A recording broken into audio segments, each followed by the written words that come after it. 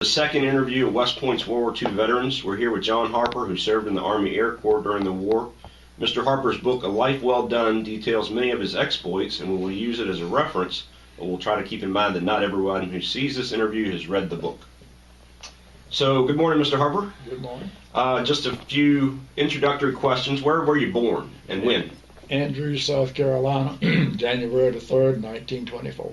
And how was Andrews? Is that where you were raised as well? I was raised there. I went to high school, finished at Andrews High School, and Andrews is about an hour north of Charleston, Okay. and about half an hour from the ocean. Okay. It's near Georgetown. Near Georgetown. All right. Could you tell us a little bit about your family and what it was like growing up in Andrews when you were a young man, a teenager, going to school, and then maybe say a little about how your family came to be in Andrews and what that background was like growing up in the South in the 30s, early 40s. All right. My grandparents, both my grandparents, came from King Street, South Carolina. That was just 25 miles to the west of Andrews. The Harpers were a big family. There were 13 children, and 4 of the boys were doctors, and my father was a civil engineer. He actually had a degree in civil engineering, electrical engineering, and mechanical engineering. And he worked for General Electric after he finished Clemson University. And then he came home when grandfather died to run the Harper business. Now, of all of those children, every one of them were educated. There were 4 doctors, and all the girls were either teachers or they had to work in this. My mother's side, there were 6 children in that, and every one of those children were educated. And so how we got to Andrews was my grandfather owned a lot of land in what was called Andrews, or was actually at one time was called Harper's, but it was just his land is what they called it, a crossroads. So Daddy moved to Andrews because it was easy for him to be there than it would be to be in King Street, and that's how we got there. My family, there were 4 boys and 2 girls in it. And go back and I'll tell you one thing about my parents. My father, they lived in a huge, big home, and my mother lived about 3 or 4 blocks down the street, and they weren't quite as wealthy as the Harper. She was a Montgomery. She would say that my father would come home and ride his white horse up and down the road but wouldn't even look at her. And she says, "You don't have to look at me, but one of these days I'm going to marry you." But anyway, we lived in Andrews, and all of the children. I was the only one to actually leave the vicinity. I had a brother that was a doctor, another one that was an engineer, and he ended up working with his father, and it became Harper's and Sons Surveying Company. And that lasted until my brother died. So I suspect then that the expectations for you, given that family background, were pretty high, that you would go to school and do well and become educated. Well, yeah, we all had to go to school. I don't know how well he did or how smart. All of us, there were 6 of all of us went to college, just as my mother and father did. And to tell you about the college, I really was not a great high school student. I was a good daydreamer, but I wasn't a good student. And so my father had a wood business and had these big trucks, and so after I finished high school, I wanted to drive one of the trucks, and so that was what I wanted to do. And so I was driving the truck, and it was late in the summer, and when I pulled into the headquarters building with a truckload of wood, my father told me, says, go home and pack your bag, you're going to college. And I says, I don't want to go to college. He says, you got nothing to say about it, just go home and get ready, you're going tomorrow. I said, well, where am I going? And he says, you're going to Presbyterian College. And so that's where I went to college. That's how I got to college. I enjoyed it once I got there. Now, to finish the college, I was there not quite a year before I was drafted. And after the war, I went to the GI Bill of Rights, which was one of the greatest programs this country has ever gone into. And I got a degree in forestry at North Carolina State. And so, but all of our family, every one of them are educated, and we have done the same thing for our 4 children. Now, the war had broken out while you were in college? I was in high school. Or while you were in high school. You see, that actually came in, well, it was in December of 41, which was 42. And in 42, see, I was 18 years old. And I finished college that summer. And then I was drafted the following April. I went to college, and then I was going in college. And that's the reason I wasn't drafted when I was 18. And so I just was 19 when I basically was drafted. Had you been anxious about being drafted? What did you know about the war and about what was going on in the world? Well, I didn't know much about what was going on in the world. We knew what had happened at Pearl Harbor, and we knew that things were going to be tough, and they had to draft. And when they started the draft to get the people, the soldiers, everybody had to sign up. When you were 18, I had to sign up the draft, so I did. Well, because I was in college, they let me stay until they just had to have more people, and that's when they drafted us out of college. They drafted a huge bunch of us out of college. A cousin of mine, and one guy was in college, was a Major League Baseball player, and he was drafted at the same time. He was a good friend, same age, but a bunch of us were drafted at one time. And that was when I was 19. Okay. So you were drafted. And you say a lot of the people that you knew were drafted at the same time. Were any of them, did y'all end up in the same training camps, or? We were all inducted at Fort Jackson, and that was in Columbia, South Carolina. I'm not sure how many days. It was just a few days after we were inducted. My grandmother died, so I got a 3-day pass to go to the funeral. Well, during that time, all these guys that I knew were shipped up. When I went back, I didn't know a soul, and then that was when I was shipped down assigned to the Air Force and sent to Panama, sent to Miami Beach for basic training. Okay. And the people that were in the first group, did they go into the Air Corps as well? No, they went into a transportation group and were sent to the Pacific. Okay. All right. So just a luck of the draw where you go. Right. And where was Presbyterian College? It was in South Carolina, in Clinton, South Carolina. It was in the western part of the state. Okay. Was it a residential college for you? You stayed there on campus? Oh, yeah. Okay. It was a small, still there. Okay. All right. Very small. And so when you were drafted and you came back after your grandmother's death, they put you in the Army Air Corps. Was there there's no choice in that? They just tell you you're going to the Air Corps. They just tell you go there. I understand. Now, when you get in the Air Force, the Air Force wouldn't make you fly. You had to volunteer to fly. Now, I didn't volunteer until after basic training. Okay. But that's when I volunteered, was in basic training. Okay. And I might mention one thing, because Sure. it was a little bit unusual. Because the Army was building up so fast, they didn't have camps, Army camps, air bases. So they sent us to Miami Beach, Florida. The government took over the entire beach. There was 2 causeways onto the beach, and they put gates up on them, and MPs and guards. They had no civilian was in there. We stayed in the hotels. We stayed 4 guys in a room. They took the restaurants and made mess halls out of them. They took the theaters and made classrooms out of them, and meeting halls. We also met, and we'd go to classes in the golf courses and the parks. They just have a small tent for the instructor, and the students would just have to take the raincoat and sit out there and sit on the ground. And if it rained, it just rained. That's all. And then the march, we would march in the streets. They wouldn't let any cars on the beach, so you had to march. And we would use the beach for PE and recreation, but you'd fall up and you'd line up in the streets, and that's how they did mine. They did it because they just didn't have the bases. Sure. They were building them as fast as they could, but it was just unusual that happened. Wow. But basic training was what I did there. And what were your thoughts when you joined? What did you think was going to happen? How did you envision your service being? Well, from the very beginning, most of us thought that the war would be over before we would get through training. And why did you think that? I don't know. Right. When we look back and we talked about it, we said, why would we have thought that? Right. I guess it was just we were young and, Sure. and actually stupid and foolish and all. Aren't we all when we're young? I guess I don't know why, but it was always all of us. We thought the same thing. It was like a game we were going to play, and we would you would draft it actually. The draft was set up for 1 year.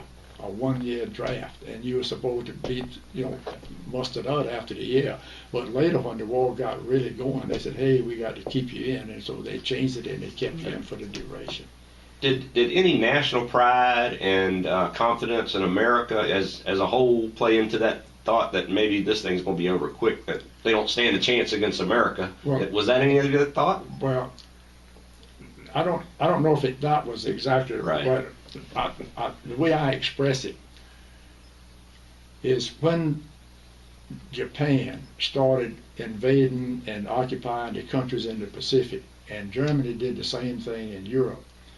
America was just coming out of the Great Depression. I remember some of that. It was a hard time, but by this time we were getting better. People were getting a little bit more money. They were enjoying life, and everybody in America said, "Wait a minute, we want no part of these wars. They're so far away from us. We are isolated. They're not going to be able to come over here, so we want no part." Americans, they say, we are not going to fight the war. President Roosevelt would say it time and time again that I will not send American boys to a foreign war. Now, I don't know what's a foreign war, I don't know, but that's what he said. And he said it many times so he could get elected. But I don't know, we knew this, that once Pearl Harbor came, and once they bombed Pearl Harbor, then we all said, hey, we got to come together. The attitude in America changed completely. Sure. That we will do whatever we have to do.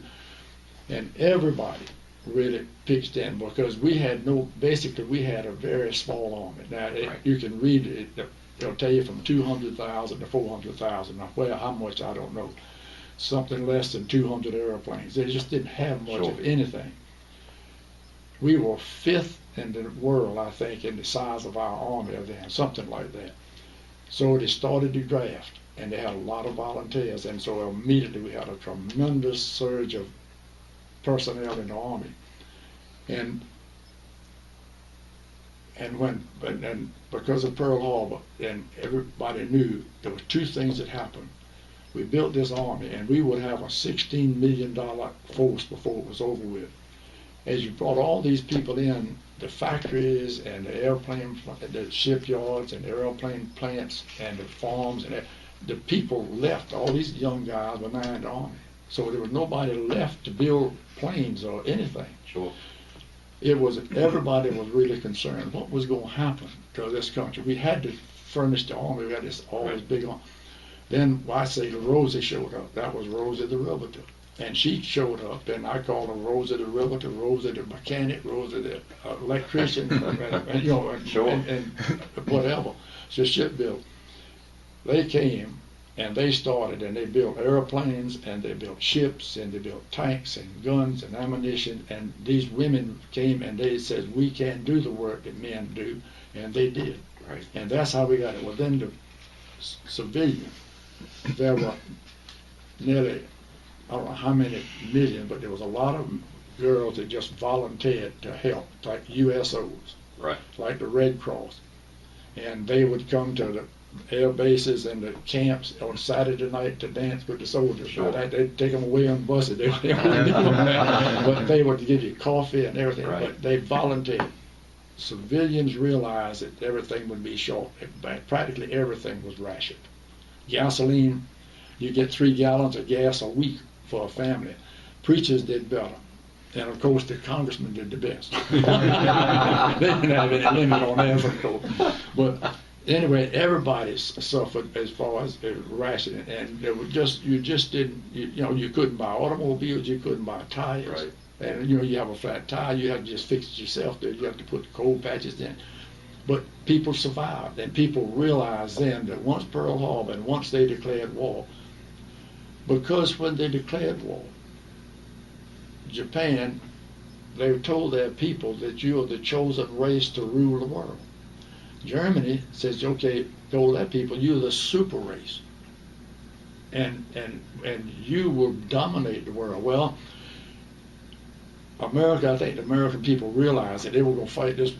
We had to fight both wars, and we had to win the war for freedom, because if we didn't do it, then we would not be free anymore. So to me, I say World War II was fought more for freedom than anything else, and that's what we really accomplished, was our freedom, because Japan and Germany were going, basically, once they captured their areas, and they were going to move into the Americas and divide that up some way. Sure. And in fact, Hitler says that they were the super race, and these other countries, in particular America, were subhumans, right, because they were such a mixed race, and the only thing they're good for is for work camps or be annihilated. That was his thought. So what else could we do? He said, hey, we got to win this. We knew it. And then from then, the attitude changed completely. Right. Everybody's attitude. Okay. And once you were drafted and once you went to Miami, was there any correspondence with your family? How did they feel about your being drafted and your service? Well, no, they knew it had to be. There was 4 boys, and all 4 of us were in the service. I had a brother. He was in medical school, so he stayed in medical school until he finished. My oldest brother was already drafted. He was in the Air Force. He was flying over what they call the hump out of Burma, over to taking stuff to China. And they were leaving Burma. The reason they did that is American ships, cargo ships, could get into Burma, and they couldn't get anywhere else. And Burma was the closest place, and they'd fly over the, I forget the name of the mountain. Himalayas. The Himalayas. And they called it the hump, and they would fly over that. And he flew over 100 missions taking stuff to the Chinese, so they could fight the Japanese. Sure. But my brother was in the Air Force, and I was in the Air Force, and one was, when he finished medical school, he was in the Navy and assigned, and my youngest brother was he was in college, but they drafted him out of college, and he went to Italy. Okay. He was in the Army, foot soldier. Okay. And so all 4 of us, they all, I know my mother and father were concerned, but I mean, they knew that this was what was going to happen, because all of my cousins and everything, everybody, if you were young, you were able, because the draft says 18 to 35, any male able person, it has to be drafted. Right. Okay. All right. So that was it. Bill? Before you were drafted, had you had much experience flying in airplanes? Absolutely none. Absolutely. So what was it like when all of a sudden somebody says, get in this airplane? All right. Well, let me tell you about that, because that's unbelievable. This was at Tenderfield, Florida.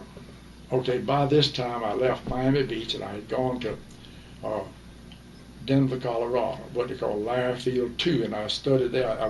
They put me into armament school. I was going to be an aerial gunner.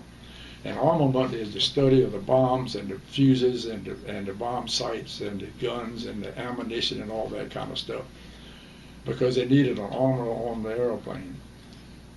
Well, when I finished that, then they sent me to aerial gunner school, which was in Panama City, Florida. Now, this was the first time I flew in an airplane. The airplane that we flew in the first time was a twin-engine bomber, very small one with a little tail wheel on the back of it.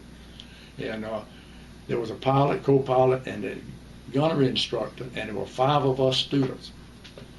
And so we took off, and we had this machine gun, and you had this window. You take the machine gun and you stick it out the window, and you drop a pin in it to keep it where it wouldn't come back in. So the first guy, when we got airborne and we got out over the Gulf, and we had the target to shoot at, the instructor told the first student, put the machine out there and machine gun out the window. He put it out there, and when he dropped the pin in it, he missed it.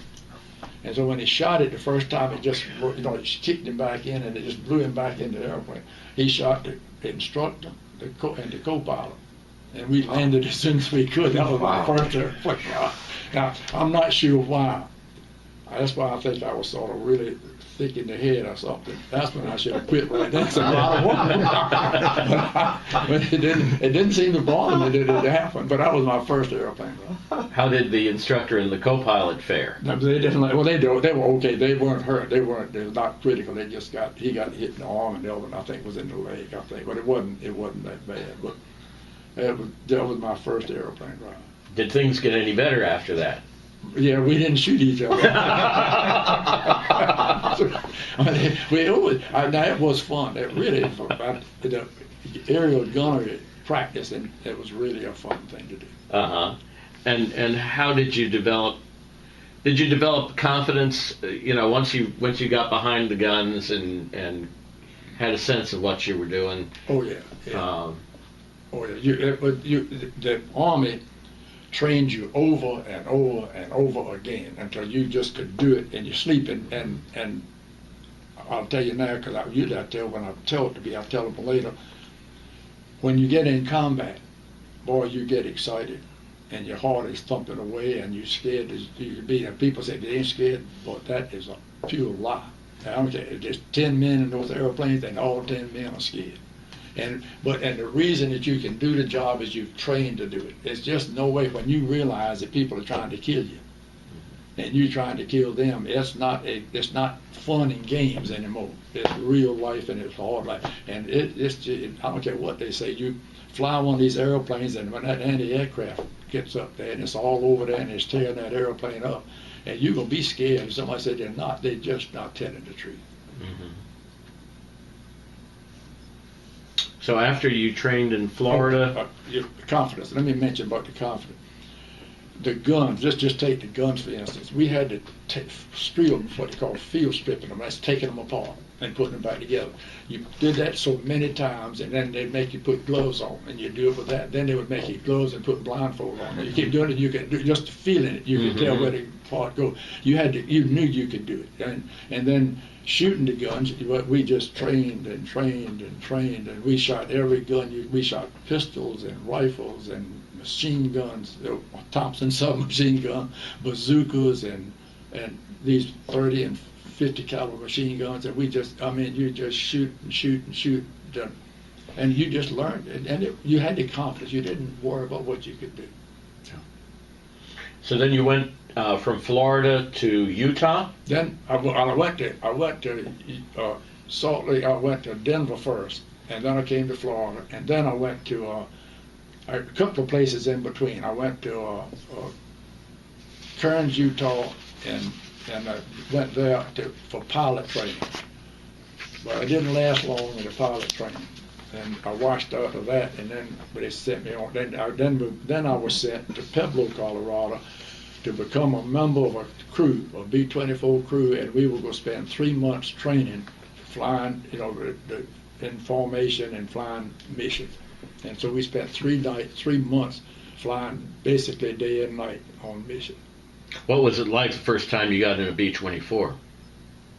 Well, it was pretty good as far as I was concerned. It was bigger than anything we had been in, and the turret was. I had been in a turret before because they had lots of turrets where you're practicing and stuff, but not in the 24.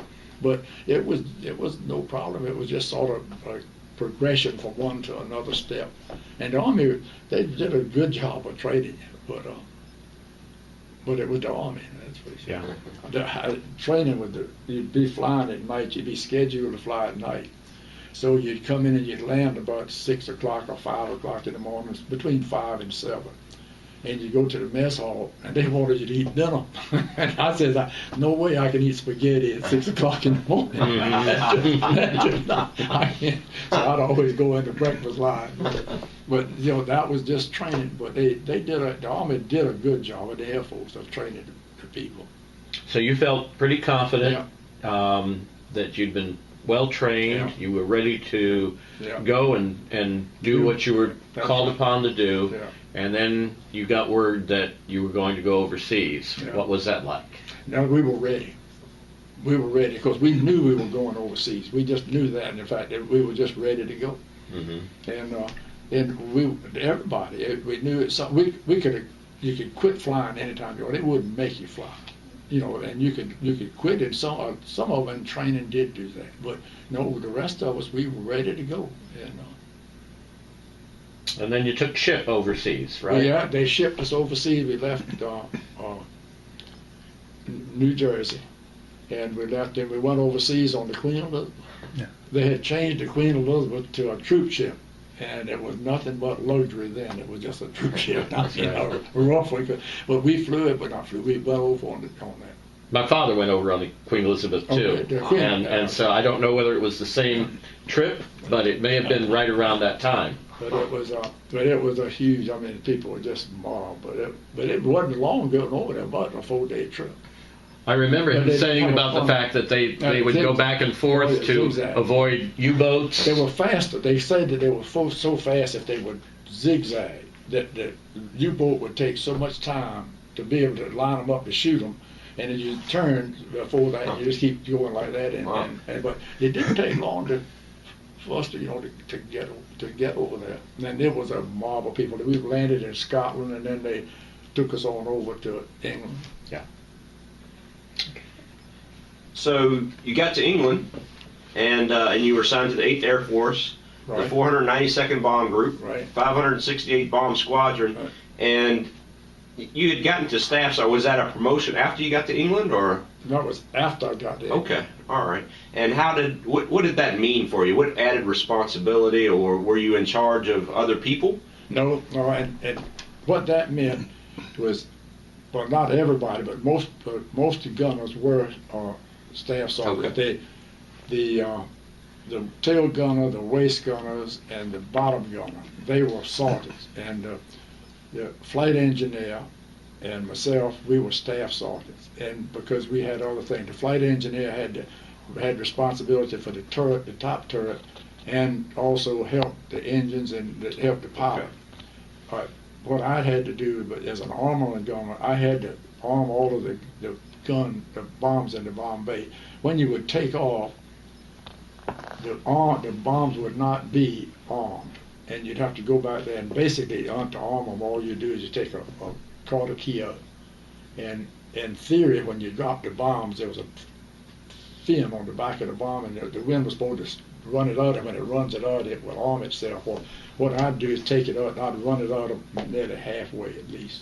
That way I'd be sure it would be armed, because sometimes, it just mechanics just don't Sure. good. So I would go and I had to do that on every mission, and go back and take the key out, the Carter key out, and arm that bomb. And then I had to pick up the bomb site and be sure that it was clean and take it and put it in the airplane. That was for the bombardier. Okay. So how many bombs did the B-24 carry? We could carry 10,000 pounds of bombs, and that would be 10 1,000 pounders or 2,500 Okay. pounds. You could carry every different size. Now, it depends on where you're going, is what your load is. The first thing that they would do, and let me just tell you what happens Sure. on a briefing. They would wake you up about 4:30 in the morning, you go to breakfast, and you go to briefing. Briefing was just in a big, huge hall. They had on the wall, had a big wall, and it was a curtain. And when everybody would get in there, they'd close and lock the doors. They would open it, because they didn't want anybody to know where you were going. They'd open the curtain Right. up, and then you'd see the target. You'd see our base and the target. They'd have a red line that would show you the way, the route you were going into the target and the route that you were coming out of the target. They would tell you how far it was, how many gallons of gas you were going to take, how many rounds of ammunition you would have, what other weight you had on there, and then whatever was left was how many bombs you could take. And if it was a long mission, maybe you couldn't carry but 8,000 pounds of Right. bombs. But if it was a short mission, you could carry the amount. But practically every time one of these planes took off, it was overloaded. They really loaded them up here. They wanted as much bombs as they could, because that was the purpose of this thing. Although there were 5 aerial gunners, the purpose of this machine and this machine was nothing more than just to take bombs. And the choice between the 1,000-pound and the 500, did it depend on the target?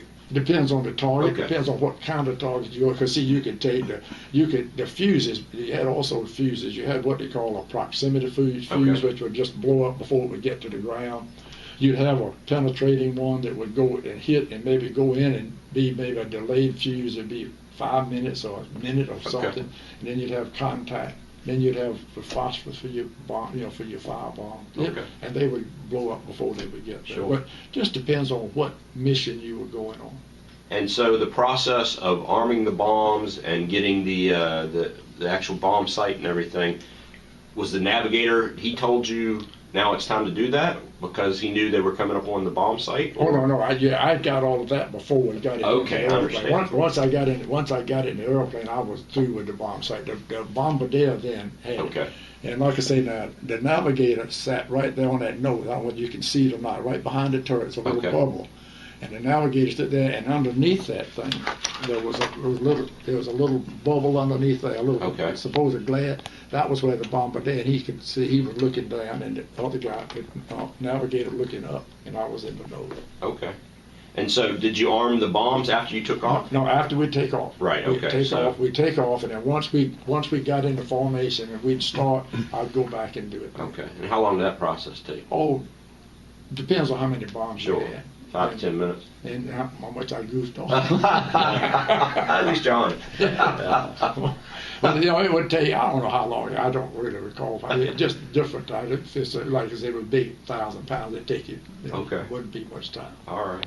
So when you were stationed, after you got over to England, you were stationed in North Pickenham, right? I was picking in. And was there interaction between your group and the locals there? Very little. Very little. Okay. Now, let me back up 1 Sure. minute. I want to tell Bill something. Bill, when we go through the briefing, and they would tell us all the information and the pictures and what we needed to know and about the target and where we were going and how much anti-aircraft and how many war fighters we might pick up. When they finished the meeting, not one guy would get out of his chair. They'd sit right there until the chaplain came in that room. Okay. I mean, nobody would move until the chaplain came in, and then after he said the prayers, then they'd take us out to the airfield, out to the plane, and we'd take off. Wow. And that's when we would fly around and around and around until everybody that was flying that mission that day. Now, not every airplane would be able to fly. Right. And because some airplane, when we fly around till everybody got up, then we get into formation and then we flew. But each mission would be different numbers of airplanes. You know, it could be as few maybe as 15 to 20, or it could be 50. It just depends on, what they, and how many they have available. But as you go back and you come back at night when you recover, in the afternoon when you get home, then the ground crew would work all night getting it ready for the next day. Okay. And if they could get it ready for you the next day, then you would fly. If you wouldn't, and you were scheduled to fly, then you would fly. If it wasn't flyable, you didn't go. Sure. Okay.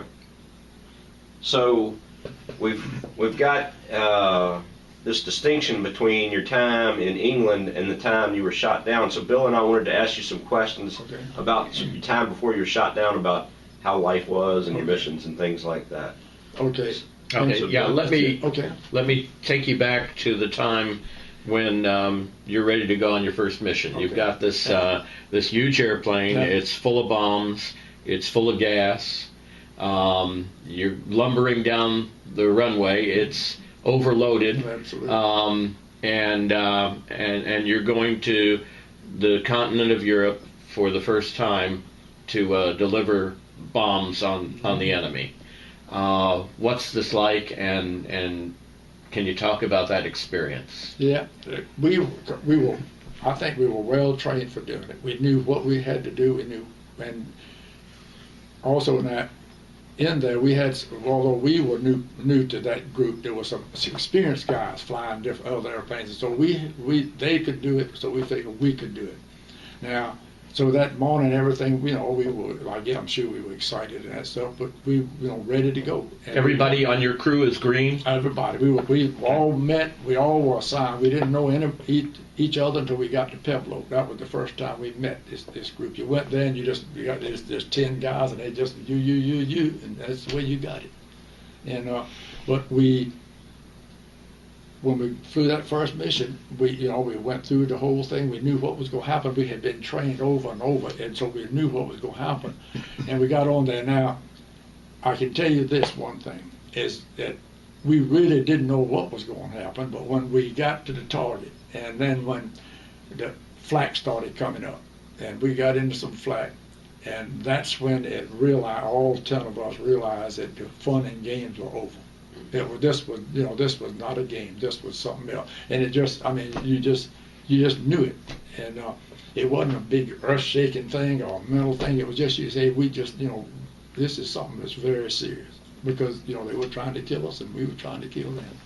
And that was probably that woke you up to what was happening. But it didn't frighten us because we just wanted to keep doing it. And everybody in the Air Force, just about, particularly these bomber crew, every time you'd fly on a mission, you'd always think, well, I hope this will help shorten the war, because all we wanted to do was go home. We had just gotten there, but all we wanted to go home, because we knew that the longer we stayed, the chances are getting less and less.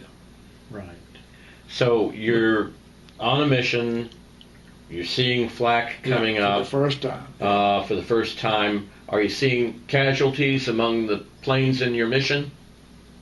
I can't remember on that first mission. I've thought about that a lot. And we didn't lose an airplane. Now, all of them came home. Now, of course, in every mission, you pick up some damage. You'll get a flak hole somewhere.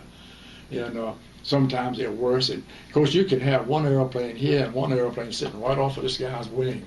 And this airplane over here won't get a straight, and this one can be shot down. Mm-hmm. It's the guy that was flying off of our wing the day we were shot down. I think he said he saw 3 airplanes flying off of his wing. He said they never lost an engine the entire time they were flying. And he said, why these planes flying off our wing got hit? Because we 4 to 5 miles up in the air. And so how did it? It's just the luck of the draw. Indeed, indeed. Now you're seeing fighters come up as well as flak? We didn't. No, that day we didn't see any fighters. We had nothing but flak. We didn't see any fighters that day. What happened when you saw fighters for the first time? Well, that was a awakening. The first time you see them, you don't realize how quick it is. We are flying at about 200 miles an hour, and they are flying at about 300 miles an hour, and you're closing. And when they're closing, here's this airplane, it's like this, and the fighter will he comes up this way because he can get more speed coming this way. And they'll come this way, or they'll come sometime level, but they lose the speed. They come head on or from the side. And very seldom would ever come up behind it because, the gracious, they wouldn't hardly be moving it, Mm-hmm. but they could. That was a rude ball because it was so quick. I mean, it was just so quick. Well, you could hear it coming. Let's just say, you've heard them talk about 12 o'clock high, so that means he's up here and he's coming this way. So you know he's coming. You can see him. You see a speck, and you can see him, and then you see him coming and get closer. Well, then you get your sights on him, and you stay there and you're tracking him. And when he gets into range, it's just a few seconds, and then he's gone. Man, he goes underneath you, he goes over the top of you. Of course, what you do there is when you see him coming, you tell him, okay, you see him, and you use those expressions, 12 o'clock high, 10 o'clock high, low or something, whatever. So everybody on every gun on the airplane will know what position he's in. And then that way the tail gunner and the waist gunner will know where he's coming, whether he's going to be over the top of them or underneath them. And then they would but even so with them, it's even quicker because the planes are going apart. Mm-hmm. I mean, it's very quick. It's just on your guns, and that's about all. So if he's coming in at 12 o'clock high, you've got 2 sets of guns. Yeah, 2 sets of that guns can be aimed at him. Well, and are you firing ahead of him so that he's going to fly into the bullets? Oh yeah, because you like I said, you close it at 500 miles an hour, and I mean that's quick. It's very, very quick. He's in range, you can shoot him, but it won't do any good if he's way off. And I mean, and once he gets close to you, it's just like a blur. It's just so fast, and the turrets won't move that fast, although they were fast. And but they would. Yeah, I know. Maybe you've seen the movies. I always like to tell, particularly to children, because I think it illustrates what really happened.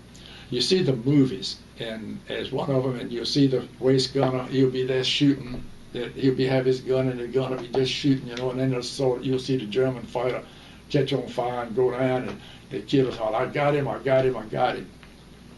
You go on a mission, and just say there's 20 airplanes. You got 20 in your formation. Okay, now that on this one airplane, you got 10 machine guns. You got 20 airplanes. You got 20 machine guns. You can get at least 40 to 50 of those guns will be pointed at one guy.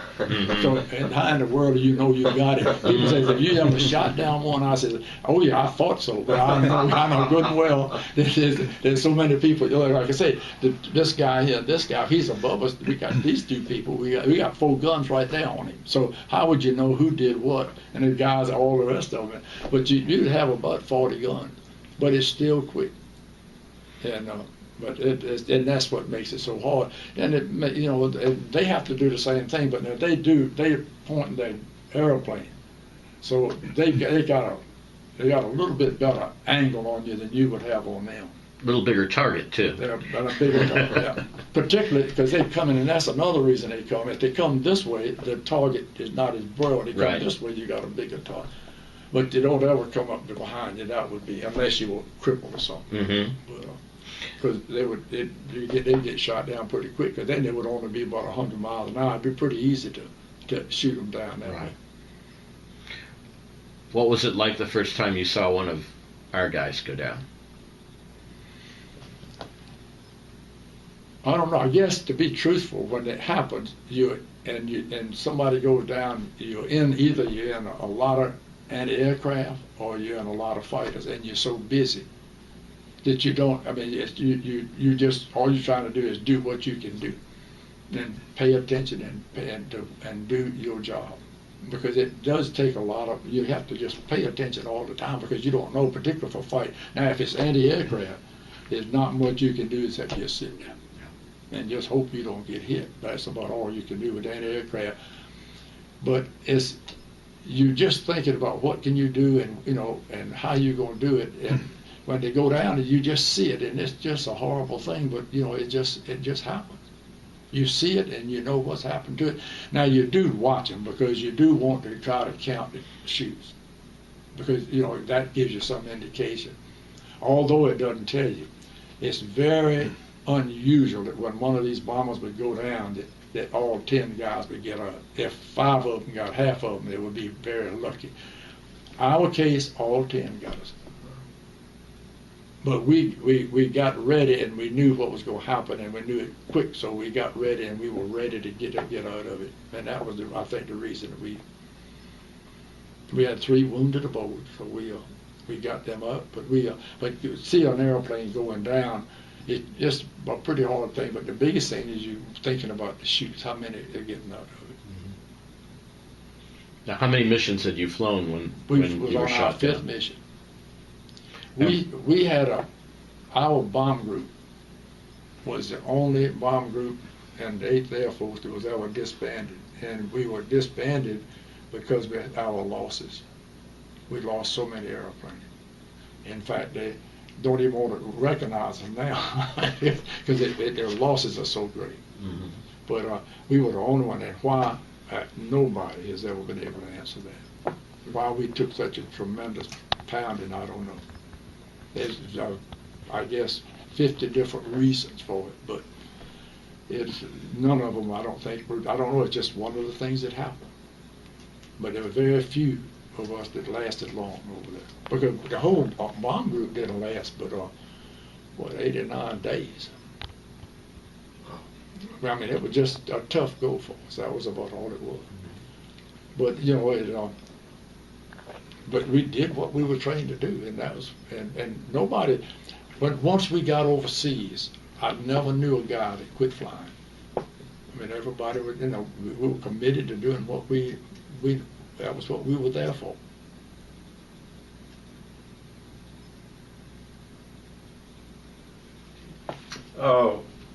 So tell us, well, I guess just a little bit of clarity. So you got to England, you started your missions, you were on your 5th mission. Are we talking about 5 days later? Did you fly a mission a day? No, you didn't fly every day. Okay. Let's see, I'll forget now when we took the first one. But the last one was on August the 4th, 1944. And in fact, I think it was 2 or 3 missions after that is when they disbanded. They just quit flying. They just did away with the 492nd. Okay. And so they took the crews, the ones that was left. There wasn't many. The ones that left, they just put them in the other groups. Okay. All right. Well, tell us a little bit about the plane that you were in. And you had told us previous to the interview, but that it had a nickname as well. Oh, the name was the Daisy May, and just like all the rest of most all of the airplanes had names, because the crew would put a name on it, and they'd select the name, and they just have the order to come and draw a picture of some girl or some design on it. Lots of young people today wouldn't know who Daisy May was. No, that's right. That was the old the comic strip, Little Abner, and Daisy May was the girl, the very pretty girl. A very voluptuous young woman. That's right. Yes. They wore very short shorts and that kind of stuff. And that's right. And on your model here, you have a copy of that. Is that pretty accurate to what your plane looked like there? That looks exactly like it. Can we turn that towards the camera there? Yeah. The only thing is some of the things are missing. Oh, okay. But this is exactly right. And there's the Bombay. Here's Daisy May. I'm not sure I've got it.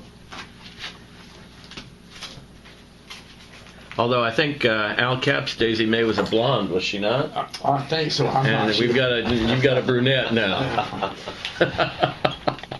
And you say the pilot sort of picked that name, or was that a general consensus? The pilot did that. Okay. Yeah, that was a turret. Okay. And this turret was basically a capsule that you were in, right? Yeah, that's what it's called. It's an Emerson turret. Okay. And it sat and it was by itself. It was just sitting on a pedestal. And is that 230 caliber machine guns you That's had? 50 caliber. 50 caliber machine guns. 250. We had all 50 calibers. Everybody on it. Okay. All right. And this right here is a picture of the Bombay. The cat rests at the bottom of it right there. Okay. All right.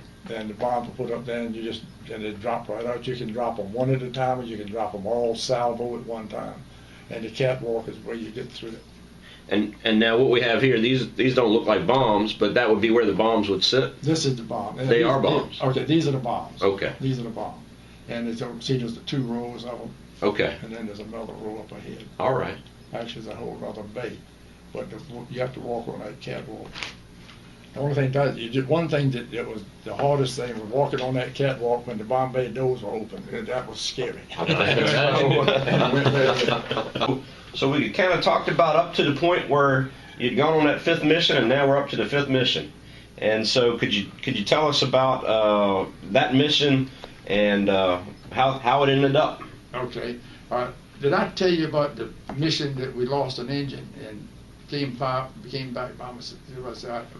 I don't think I did. I don't think so. Okay. Let's stop here now. I forget the name of the town. I can't pronounce it. It was a chemical factory we were bombing. I'm not sure which mission it was. And we lost an engine, and we couldn't keep up with it. We lost it after we dropped the bombs, and so we couldn't keep up. So we started losing altitude, and what you would do with 3 engines, you just can't possibly keep up with the group, and they can't slow down for you. They have to go. And we didn't have escorts that day, and so we were coming home. So we were just losing time. We were losing speed and losing altitude. And the pilot says, "Well," he said, "I don't know whether we can make it or not." So then he said, "Okay," he says, "What we'll do is I'll ask each one of the guys, and you can either bail out or stay with the airplane." So the co-pilot and myself will stay with it and try to get it back to England. So every one of us said, "No, we'll stay." And he says, "Okay, so let's get rid of everything we can get rid of. Get rid of all the weight to lighten the airplane." We threw all the guns out. We threw all the ammunition out. We threw everything out that we couldn't, would not tie down to lighten it up. And then on the way back, we had to come over to the English Channel, of course. And on the way back, there was a big bomb group, another was going home from a bombing ration, and they had escorts. They had the P-51 escort. And one of the pilots saw us, so he peeled off and came over there and got up close where he slowed down where he could look at us. And then he radioed, and he said, "Big boy," says, "you going home or you go bail out?" And so the pilot said, "We go try to make it home." He said, "Okay, I'll stay with you." And boy, that really made us feel great, because we had some kind of protection. And so we kept going, and when we got, I guess we were getting pretty close to the English Channel, there was what they call SC Rescue. and you could call them, and they would put boats in the channel to try to, if you ditch, and ditching means you land in the water. Ditching a B-24 was just about suicide. But anyway, that's what this SC rescue was up. So the pilot told the radio operator, says, call them. I said, no, the guy in the P-51 says, big boy, says, I've already called them and said, they got the boats in the water already. But he said, where are you going? And we said, well, the first airfield, he said, there's an airstrip of the British airfield, right? We headed right toward it. He says, I'll go ahead and I'll get it cleared and let them know you coming and you can land there. And we did, and we never saw that plane again. It was so badly damaged, they didn't repair it, they just salvaged it. Is that right? Yeah, that was I guess, up until the last mission, that was the roughest Right. mission we flew. And that was from flak, or that was from fighter intercept? That was both. We had, Right. we had fighters going in, and then the flak, and then the Okay. but we didn't have the escort. Had we had escort, I think we could have made it Right. that day. But anyway, you did what you had to Sure. do. Now you mentioned the last one. Would you want me to tell you what we did that morning? I mean, That'd be fine. We want to hear the whole story. Okay. Yes, sir. When you were flying any mission, they'd wake you up about 4:30. You'd go to breakfast. By the way, the food was good. They fed us good. They gave us, we had eggs and stuff for breakfast. We had good meat at dinner and whenever we had meat. They fed us good on in the airport. We'd go to briefing, eat breakfast, we'd go to briefing. Briefing was just in a big hallway. Had this huge map on the wall. And they'd have a ribbon from the 492nd Bomb Group to the target. And then they have another one, this is the way you go in and this is the route you come out on. They would then tell you how many bombs you could carry, what kind of bombs, how much ammunition you'd have for the guns, how much gasoline you'd have. They tell you what you could expect, and they get all of the information. It takes about an hour, maybe an hour and a half, to go through the briefing to tell you everything you needed to know. We had 117 airplanes in our bomb group. We lost 62 of them. Now, and in addition to that, there was 24 airplanes returned home that were so badly damaged they never flew again. So that was our losses. And it was tremendous for any Air Force. Now, when we finish, I'll give you a 2-page report. It'll tell you a little bit about why we suffered so many casualties, because we had our group lost more airplanes than any other group in Europe for a short period of time. We were only there for 89 days because it's like they said, they disbanded, and the guy says the better word was we were wiped out. In fact, on August the 4th, we were shot down. August the 7th, they just quit flying completely. They just basically didn't have enough airplanes to put in the sky. But they did have some, but that's what it was. But I'll give you the report on that. Okay, the day we were going to fly on August the 4th, we were scheduled to go into Kiel. And I think I told you, but anyway, the Kiel is with the submarine pins. That's where they stock them, and that's where they repair them. In addition to the pins, we also had the storage tanks for gas and oil. And that's where we were going in Kiel. That's what we would do. We took off, we went to briefing, we came back and we took off and we flew over the North Sea. Now, we didn't want to go directly over land because the more you go on land, the more time you get for anti-aircraft. So we went up North Sea. Then we turned to the east and crossed over into the Baltic Sea. And we flew east, and then we turned south back to Kiel. And then that was our bomb run. On the bomb run, there was anti-aircraft, but it was not too accurate. And if we got hit, I don't even remember we being hit on the bomb run, but we were in anti-aircraft, but it was just not bad for us. We dropped the bombs. Then we turned to come home. And when we did, I don't know how they did it, but this German battery that we went over, anti-aircraft battery, they had to have our altitude and our speed because they were deadly. I mean, it was just the anti-aircraft just covered us up. And it basically was just tearing the airplane apart. And that shrapnel will just really just tear. And the skin on those airplanes are so small. We had no armor plating at all on the B-24. As soon as we left, as soon as we turned and started home, and we got in that heavy flat, we lost about a foot and a half of the right wing. That was the first thing I saw that was really major damage. Then we lost the right outboard engine. There's 4 engines on that airplane. We lost the right outboard engine. Within 1 minute, we lost the left inboard engine. Well, that was 2. We knew then we were in deep trouble. Well, about that time, we took a direct hit in the waist. And the waist gunner, he got hit in the leg. It was a very serious wound. And when he went down, he cried out over the intercom.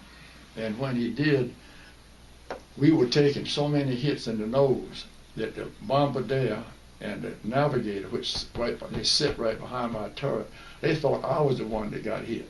And so they opened the doors and just jerked me right out of the turret. And when I got off the floor, I told them nothing wrong with me. And about that time, we took a direct hit in the nose. And thank goodness I wasn't in the turret, but we took a direct hit. It destroyed the turret. It destroyed all of the instruments in there. And the bombardier got hit. He took a terrible wound above the eye and in the back of his scalp. Knocked him by the nose wheel. We pulled him out of there, and we did the best we could bandage and put a big old bandage on his head. But he was in pretty good shape to say he'd just been wounded. But the 3 of us decided, well, there's no need to stay in the nose. There's nothing we can do up him. So we decided we'd go to the flight deck. Now, the flight deck is where the pilot, co-pilot, and the radio operator sit. We got there, and there was nothing I could do there. And so I said, well, I'll just go back to the back of the airplane and see if I can help with the board that deck. Because we knew that the waist gunner was pretty badly hurt. I went through the bomb bay and went to the back of the airplane, and by the time I got back there, the tail gunner had been wounded, and the left outboard engine was on fire, but it was still running. So when I saw that fire, I knew we were going to get up that airplane just as quick as we could. There was time to get up. But the boy was unconscious, so we bandaged his leg as best we could. We put his parachute on him, and I opened the escape hatch under the bottom of the airplane. We pulled him up there and just shoved him up. We put this parachute and put a static line on it. We just pushed him up. Then we got the other 2 wounded guys out, and then we started going.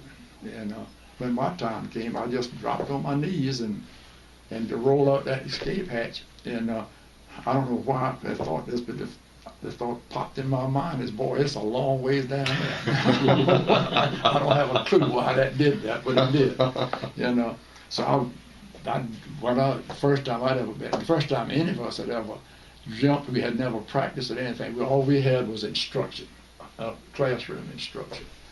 But anyway, we got down and out. By the way, all 10 of us got out the airplane. That's a miracle. That absolutely was a miracle. And we all got up. I think we just got up quick as we could. If we got up before that plane really started to die, it was still underfed. We went on a quite steep bank like this, but it was still, fairly stable. But we all got up. But coming down in the parachute, after I quit swinging back and forth and everything, it just got very quiet. It was just, I declare, to me, it was just like the world had stopped, because all the noise and all of the hubbub is just hanging down, floating down. And Bill, that was when I said it was time for me to thank the Lord. And my little prayer, and I told him, I said, Lord, I said, you brought me this far. If you want me to go any further, please stay with me. I need all the help I can get. And he said, I need your help. And I tell people, I think he's still with me because I'm still here. So anyway, coming down in the parachute, I could see I was going to land in this field. And there was some farmers and stuff in the field, but I didn't pay any attention to them. But there was a road, and then on the other side of the road there was woods and a couple of lakes. And I thought, well, if I could get across that road into those woods, I could maybe hide from these Germans. Well, that was wishful thinking. But anyway, that was what was going through my mind. I landed, I got rid of my parachute, the Mae West, and all those heavy clothes. And I ran and he got in this ditch, and the farmers were there. One was sort of half. I sort of looked at him, and he wasn't gonna mess with me. And I jumped in the ditch and I ran till I got to the road. When I jumped up on the road, I heard this guy hollering. I looked, and there was this German soldier. He had a rifle, and had it pointed to me. And he had a German Shepherd dog on a leash. And the dog was snarling and carrying, and he was hollering at me. And I said, well, if he's hollering, I'm gonna holler back. So I started hollering back at him. I said, don't you shoot me, and don't you let that dog loose. And as I tell people, I threw in a few cuss words to get his attention. He didn't understand a word I said, and I didn't understand a word he said. And I thought, boy, you don't have anything, no weapons or nothing. He's got a gun, he's got a dog. It's time for you to surrender. By the way, that I noticed, and you mentioned it somewhere in that one question. We did have 45 pistol. There was a holder. It had a holster and the shoulder holster, and we had 45, but we never took them. And in fact, they said, if you jump up, don't ever take that 45. So if you coming down and they can see you got that pistol, you won't live it till you get to the ground. They just shoot you. They'd shoot you because Okay. you armed, and why would they take a chance? Sure. So we never. In fact, I don't even know if I even carried mine. Sure. I don't know. I think I might have left it in the barracks. I don't know, but I don't remember. After we took it the first couple of times, I said, enough of that. I don't think I know what I did. Right. But anyway, he walked me into this little town, in a village, I guess you'd call it. And there was a jail there, and he put me in the jail, and they put me in a basement. It was a fairly good-sized room, but it was like a dungeon to me. And went in there, and the pilot and the tail gunner were in there. So the three of us spent the night there. And now did you land near any of your other crewmates? Well, we were all fairly well close, but we were the only three that came into that village. The rest of them, they were close to the other places. Down the border was unconscious. He landed, and they took him to the hospital. He stayed his entire POW time was in a hospital because he was pretty seriously injured. But we were all captured within, I guess, a couple of hours. Okay. All right. Okay. And so then once they got you to jail, I assume they sent somebody to interrogate you? Well, what they did is we went in a little old town called Leek, L-E-C-K, and that was right close to where we were shot down. And they put us into jail that night. And the next morning they came and they took us out of there. And they took us into to Hamburg to the interrogation center. The interrogation center was known as a Dulag. And the Dulag meant interrogation in German. And that's where the interrogators, when we got there, they took us by truck. And when we got there, they put us in an individual padded cell, a small cell. Mine had a little iron cot, one bucket, and one light bulb. But they controlled the light bulb from outside. They kept my cell dark all the time. You couldn't see anything. It was just pure black. And after a while, they came. I don't know how long it was, but it was a period of time. And they came and they took me out for interrogation. And they take you up, put you back, take you up. But they took me up for my first interrogation, which was one of many. But now they had an English-speaking officer? Oh yeah, every guard and every officer in that interrogation center could speak English and speak it well, fluent. And the guards could speak it in the office. As an officer, German officer, that interrogated. They took the first interrogation. They took me up and took me in this room, and I was standing in front of a desk, a small desk, and the officer was sitting behind it, and I was standing in front of it. There was a little bench behind me, and the guard was behind the bench. The first thing they told me to do is to take your clothes off. So I started taking my clothes off, and then naturally I wasn't thinking. I just sat down to take my shoes off, and when I did, the guard hit me in the back of the head and knocked me on the floor. And he just said, "I didn't tell you to sit down." Well, right then I thought to myself, boy, you better start paying attention to everything that's going on around you and what they're saying, because I knew then what it was going to be like. In the interrogations, and every one of them, the officer would, back up a minute. As a prisoner, the only thing you were obligated to tell them was your name, rank, and serial number. And so that was all I ever did, every question I had. the officer would scream at you and holler you and threaten you and all that stuff, and he'd pick up a German Luger and he'd wave it around, and shoot you and all this kind of stuff, threaten you. And the guard was standing behind you, he'd hit you in the head and in the back. He said, answer the question. When he'd ask a question, he'd hit you and say, answer it, answer it. I never did. Now, if a guy did start answering the question, then that meant he'd just be longer. They'd keep him longer and longer and longer.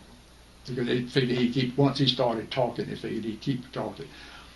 To be truthful, and although we were there for, best I could tell, it was 5 days.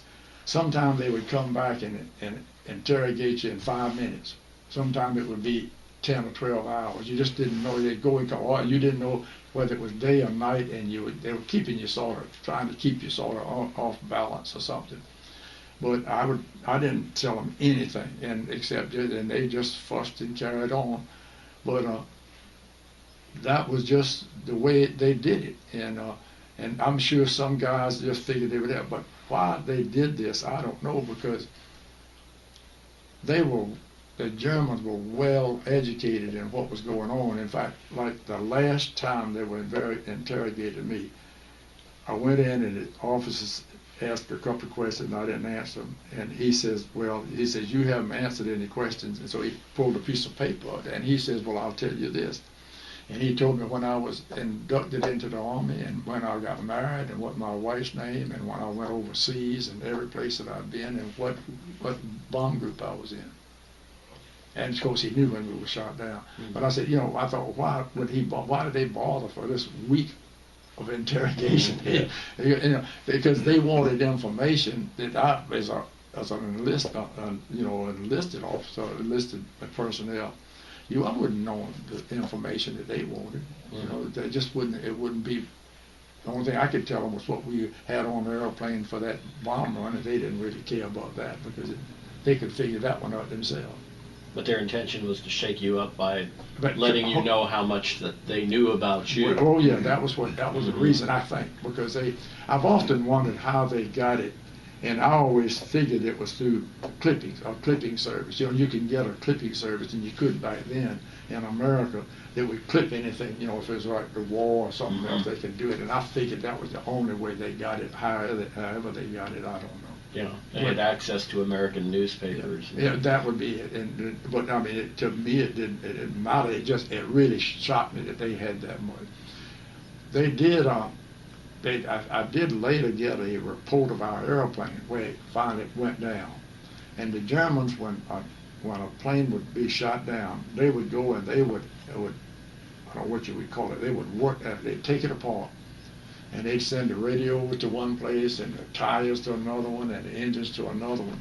And they would, put it all down.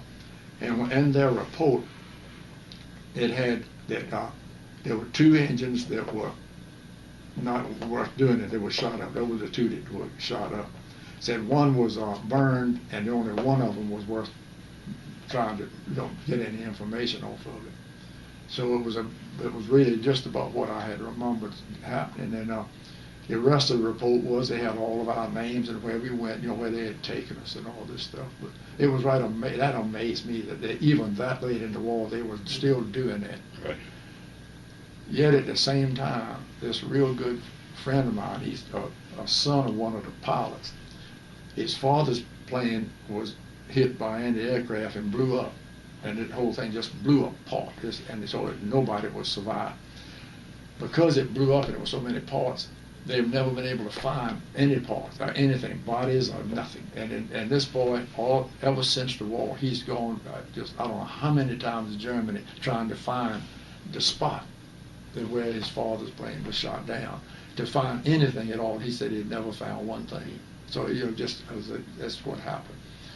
They claim that they know exactly the spot that we went down, and they claim they got pictures of some of it that was left. But then the Germans, if it was anything left, if it was worth anything, they would take it away. Mm-hmm. And then if it wasn't, they would, just like the parachute. When I surrendered to that guy, and while I was there,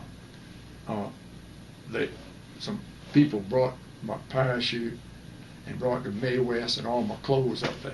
and they wanted me to carry them, and I didn't want them. I didn't want nothing to do with all that junk. And so the women started cutting the silk up, because there's something that they could really use. Of course, everybody could. We didn't have any silk in this country. Right. Let me tell you this, but just to go back now, I shouldn't be telling you this about the war, but it's just an unusual thing that happened. When we got into the service, everything was rationed. Gas was rationed, and you could only buy 3 gallons, a family 3 gallons a week. Now, pastors could get more. And of course, the congressman could get all they wanted. but anyway, I guess what I'm trying to say is that things were so scarce. There was only one nylon factory, and all of that went to the government. All the silk went.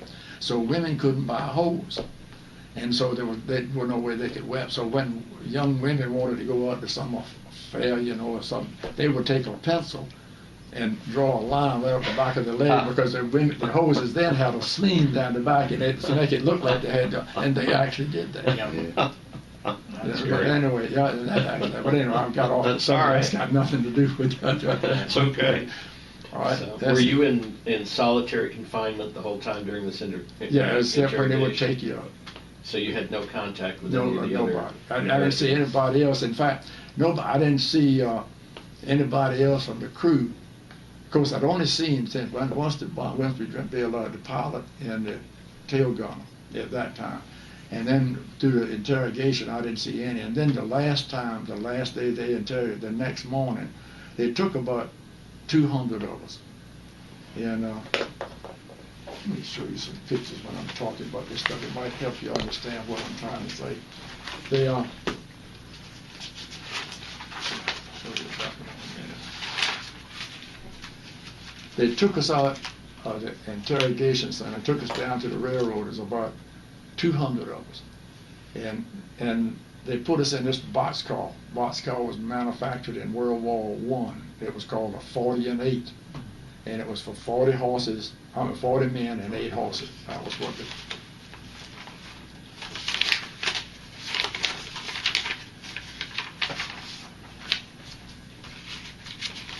I'll show you these pictures. I should have shown you these pictures before. But this is what what I wanted to show you, though. What was it? This. Oh, boy.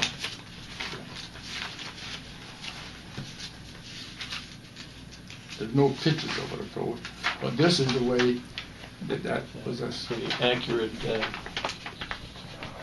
description. Mm-hmm. This was the 40 and 8, and they took us from the Dulag to the prison camp, which was in Poland, and like I said, it was about 100 miles from the Russian border, and it was on the North Sea. And when that was 3 days. They locked us in there when they put us in this car, and 3 days later we were there, and they took us out, and we had about a 3-mile walk down a dirt road to this prison camp. Did you have food? What's that? Did you have food during that time? No, they didn't give us anything. We wanted water, and one of the stops, they just took a water hose and just, because it doesn't show, but it was sort of lattice work, particularly where the horses were supposed to be. And they just squirted water on them. But that was, they were pretty brutal people, But anyway, we got there, and they walked us into the plant, and walked us into this prison, which was Stalag Luft. And a Stalag Luft is for American flyers. A Stalag is for American soldiers. There were about 10,000 Americans in that plant. There were a few Englishmen, but they were mostly American enlisted men. No officers basically in the camp.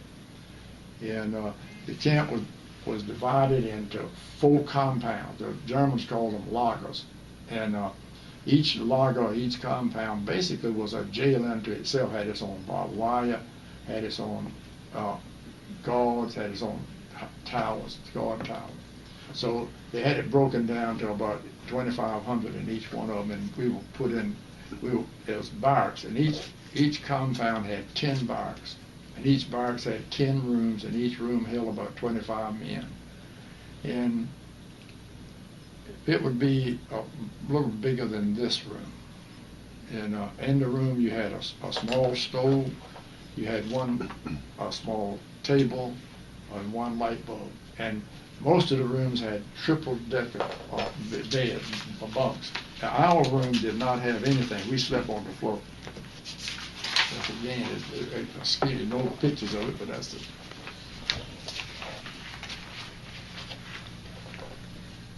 it. Who drew these, Mr. Harper? I don't know who did this. This was after the war. Right. Just I don't know who. I don't know whether somebody got it Right. to do it or not. There was one guy that was really big into trying to get information about. He was there. He was a prisoner. He really kept an association going and stuff for a long time. Okay. You know, where did I start? Oh, in the room. Like I said, we slept on little old straw mattresses in the room, and now they would feed us. Well, first they would lock us up about 4 o'clock in the afternoon, about 4 o'clock. They would unlock us about 9 in the morning. They would feed us twice a day. They would feed us once in the morning, once in the afternoon. The food in the morning was a very leafy type soup, watery soup. The meal at night were boiled potatoes. They were the real small potatoes, the ones that they grew for the livestock. And they just put them in these big vats like they were just fixing it for the livestock, and that's how they would feed us. Like, each room had a 1-gallon bucket, and you could take that bucket, you get a gallon worth of leafy soup in the morning, you get a gallon of boiled potatoes at night. And that was what the Germans, about once a week, they would, this one, you can see when they come out, they bring it in there, and you'd have to go take your gallon bucket and you'd get your food out of that right there. And you'd bring it back to your room. The one guy in each room would have it, he'd go get it. I see there's a picture of a garden there. Oh yeah, well, let me tell you what. That wasn't for y'all, was it? Yeah. Oh no, one thing now, there was bread ration. They gave us bread ration once a week, roughly. And when there's one place that showed the bread ration truck, wherever it is, this must be it.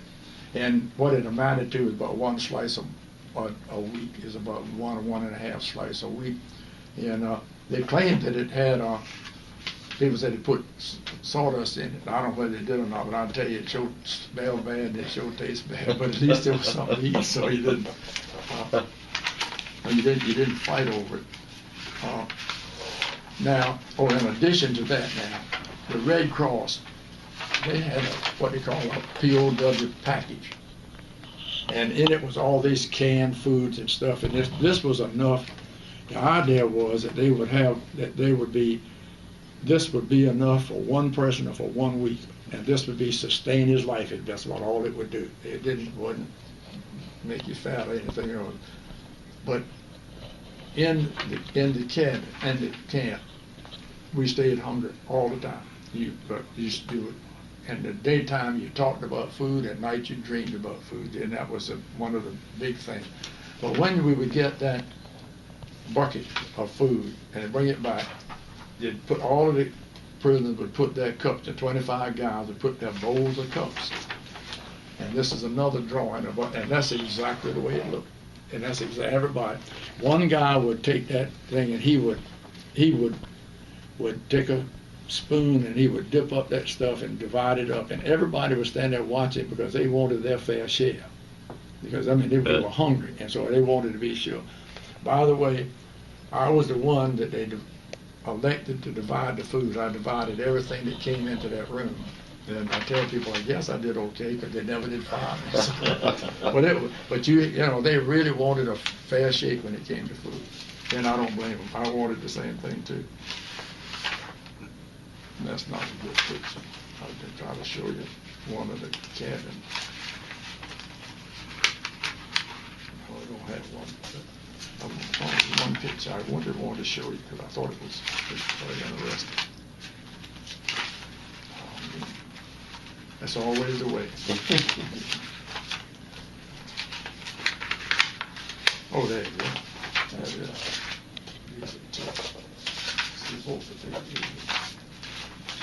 There's a picture of it. There's a picture of one of the loggers or compound. Now I want to show you one thing. You see that little line, look like a little rope? Right. Okay. Now behind that rope is a barbed wire fence that you see at all prisons. But this is about 10 feet from the barbed wire. This is what's called a deadline. It's the most effective fence that's ever been designed, and it's not but a foot high. It's either a rope or just a piece of wire. A prisoner steps over that thing, he's dead. The towers all have their guns aimed right down there. They have nothing but their shotgun, their machine guns right down there. And the rule is that anybody that steps over that he's dead. They can shoot him. And it's the most effective thing. When I got home, I often thought, I said, that was, when I think about it, that was amazing. That thing, because they were so mean. I looked it up, and at the Libby prison up here, the Confederate, they had a deadline. And I was really amazed when I read that, and I thought, well, I'll be darned. So where it started, it was invented here. Well, I don't know where it was invented, but it just surprised me that they were using it. So I don't know where the deadline came from. I do know that at Andersonville in Georgia, where it was they had a deadline inside of their barricade, but I don't know whether they keep it up or not. But anyway, it was, like I said, one of the most effective things. About at least once a day, every morning, sometimes 2 or 3 times a day, you'd have roll call. All 2,500 men would have to fall up and line up. And they would come out and they would count you. And you line up 4 deep. And we always thought it was really, they'd come out and the German commandant, he would come out and he'd have to be saluted and go through all of this stuff, and all the president accounted for and all that stuff. But they would come out and they would count every one of us, each row, and they would count ein, zwei, drei, and vier. Ein, zwei, drei, until they counted 2,500 people, and it was a long time. You stayed there a long time waiting for them to count. But it was just the way they did it. If there was any reason for anything else, they could call for a roll call anytime, and you just have to fall out and do it. And they would always come in there they had their pistols and the Lugers shaving. It would be Los, let's go, Los, let me hurry up, get off. Okay. They were always giving you a fit. But the guards, while I'm talking about that, at some camps they were better than others. At some camps they were worse than others. And I think it all depended on the commandant. If he was a mean SOB, then he encouraged him. Stalag 4 had a terrible reputation of having terrible guards. And they were mean, and they were vicious, and they were very cruel. And their favorite way to punish you was to hit you in the small of the back or hit you in the calf of your legs with either rifle butts or billy clubs. And when they did that, it was extremely painful. Now, we had one guard, in fact, I think that's his name right there. I have a hand on it. His name was Hans Smith. He was a giant of a man. I think they said he was 6'7", and weighed about 280 or something like that.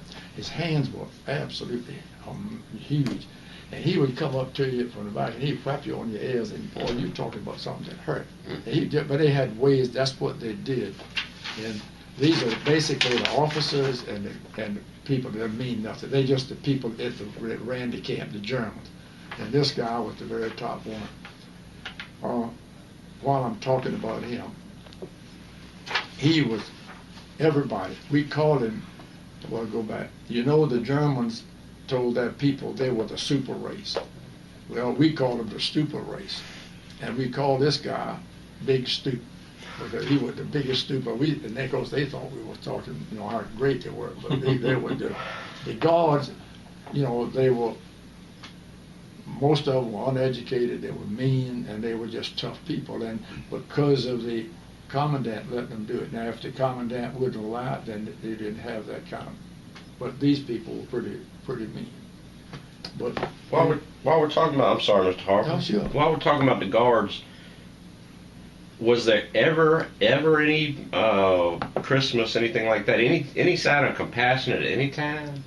Not from ours. Now I understand the word. Now I've seen a lot of pictures and I've seen shows and all, and I guess it happened about where people, prisoners, could go to a guard and swap candy bars with him and that they get stuff. They said they get eggs and that kind of stuff. I never saw that happen the entire time I was there. Now, and I'll tell you what would happen if I tell people, I says, in reality, I'm not sure that ever happened. It must have happened, or they wouldn't have said it. But I never saw that. If you had a candy bar, you were so hungry you'd eat it. You damn say wouldn't give it to somebody. You wouldn't trade it to anybody. But now another thing, you couldn't trade it to him. Now you go up to the guard and you say you go trade him this candy, but he'd take it away from you and beat you. Right. And then what he'd do is he'd call for a roll call. And you all come up, and then he'd go in your room, and he'd search everything he could find, and he'd could take anything out of the room that he wanted to, and the commandant wouldn't do anything to him. So he'd take whatever little bit of food you was stashing away.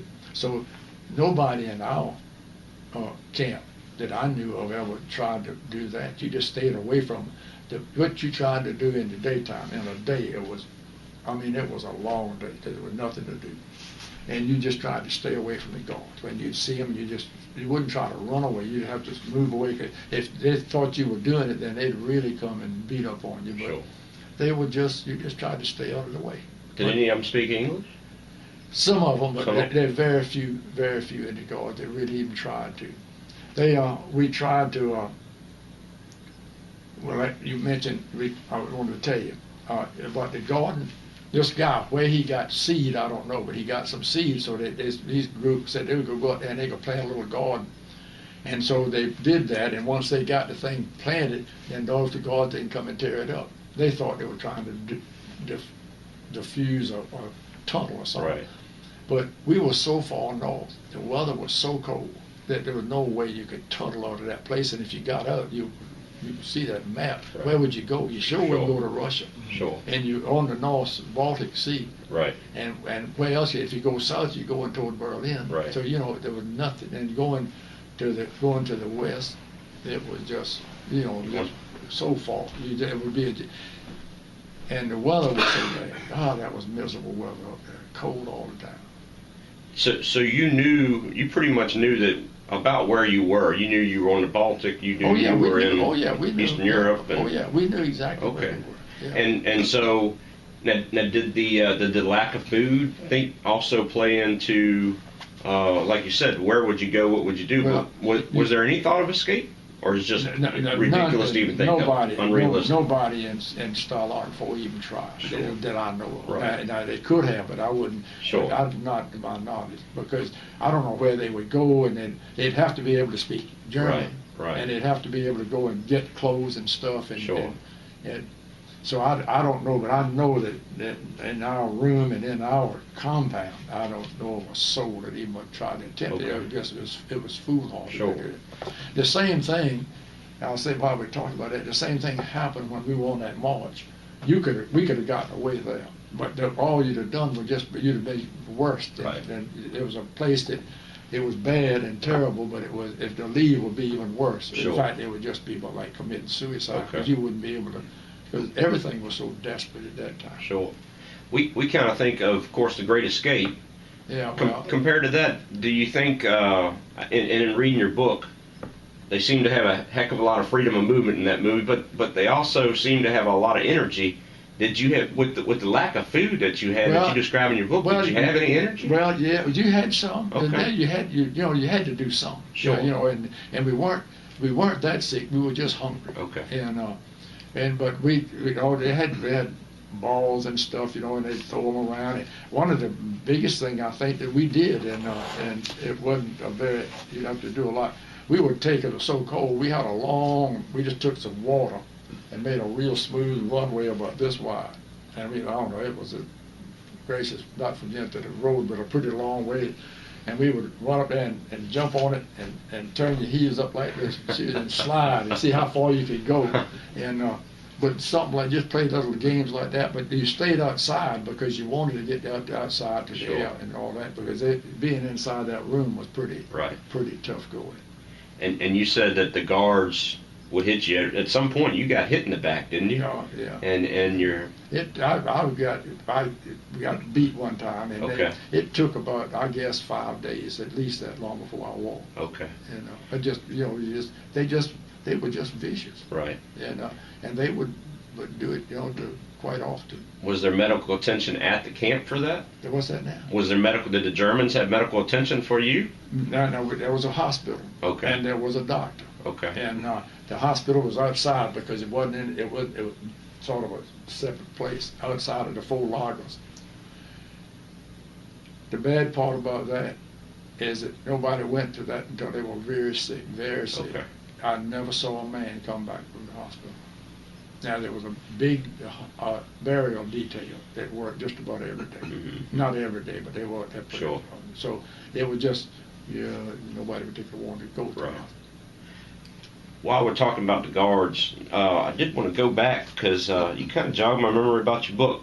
Oh, okay. When you first came back and you came across the soldier with the dog, when you first came out of the plane, you describe a scene in the book where I think you were taken to a farmhouse or something, but there were some young soldiers there, and they started to. No, one young soldier. Okay. That was when Hitler get to power. He changed everything in the educational system. He changed it. He stopped all of his. He started classes were only about a half a day, and all he got them to teach was military subjects. He wanted the people to be military people. He formed what they called the youth movement, and it was both for males and for females.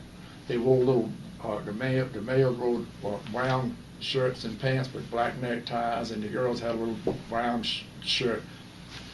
And the rest of the day they played games, and they played military games and exercise, and so to be truthful, the kids loved it.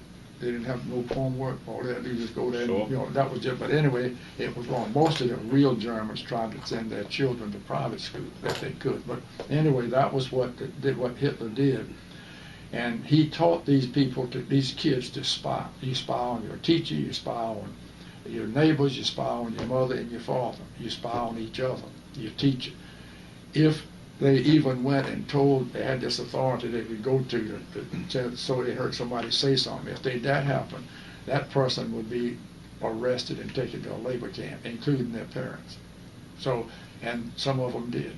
And what happened is when we got into this little town of Lick, there was about, I don't know how many, I can't remember, 6, 8 maybe, it wasn't a whole big bunch of these boys. And but anyway, they were about the same. They were not much young. I was not much older than they were. But they grabbed me, and they wanted to try to show me they were macho, and they would try to punch you and stuff like that. And the guard made them stop after a while. And because I guess he figured he didn't want to get in his squat. But that's what was there. Okay. Have you ever see the movie? And this got nothing to do with the war. We're talking about these people, and the movie what is sang so much, the Trap Family. Right. Sound of Music. Have you ever seen that? Absolutely. Okay. If you remember the scene where the oldest girl and her boyfriend were singing that song 16 going on in the gazebo. All right, he was in the movie now. He was in this Hitler movement. And when the Trap Family were trying to escape, if you remember that part of it, he was a soldier then, and he found them. And they tried to talk him into going with them, if you remember. And he wouldn't do it. In fact, he reported them. He sounded the alarm. It was just lucky that they got away. Right. Sure. I didn't realize that the first time I saw The Sound of Music. Right. And then later it dawned on me exactly what was going on when that happened. That's how indoctrinated they were. But Hitler just completely just changed the education system. Did you ever doubt that you would, while you were in that horrible situation, did you ever doubt that you would get out of that situation? Well, of course, to be truthful, in the prison camp, it was a really easy compared to that march. Okay. That was the hard part. Right. And it really, I didn't ever really worry too much about it. You know, I think if I could keep from being killed by a guard or something, or hurt, really hurt by one, then I think we could. I said I think we could make it. On the march was the hard time. There was no question that was a brutal time and very hard time. But I'll tell you, when we were liberated, and I was standing there, and when all those American soldiers were there, it just came in my mind. We had been walking for nearly 3 months. We had walked for well over 500 miles. We had lost a third of our body weight. We were starving, we were hungry, we were sick. And we hadn't had a bath in 3 months. But I was standing there and I thought to myself, I never doubted that I wasn't going to make it. Somehow I knew I was going to survive. And right at that moment, that's when I stopped and I said a prayer. And I said a prayer of thankfulness, because I thanked the Lord for helping me be that far. Because we were free then, we were liberated. And it was just, but I never really doubted it. I just knew I was going to make it. Okay. Somehow I just knew, I think we all felt that way. It'd be tough on you, but we worked pretty well. It was a tough go. Okay. Could we back up Sure. to the beginning of that march? Oh, sure. Okay. Okay. And what were the reasons for the Germans taking you out of this camp where you had been? The reason they would do that is the Russians were getting close to them. The Russians, see that we were just only 100 miles from Russia, but which army, I forget now the army. The Russian army was coming, and they were getting close. When the Germans didn't want to surrender us to the Russians, they wanted to keep us for a bargaining chip of some, if they could use it. So they decided they would evacuate. Now, we're not the only camp that was evacuated. There was a lot of close to Russia that were evacuated, and the people did the same thing we did. Now, when they took us out of that camp, they told us they were coming, and what we did is we took everything we had. We had one blanket apiece.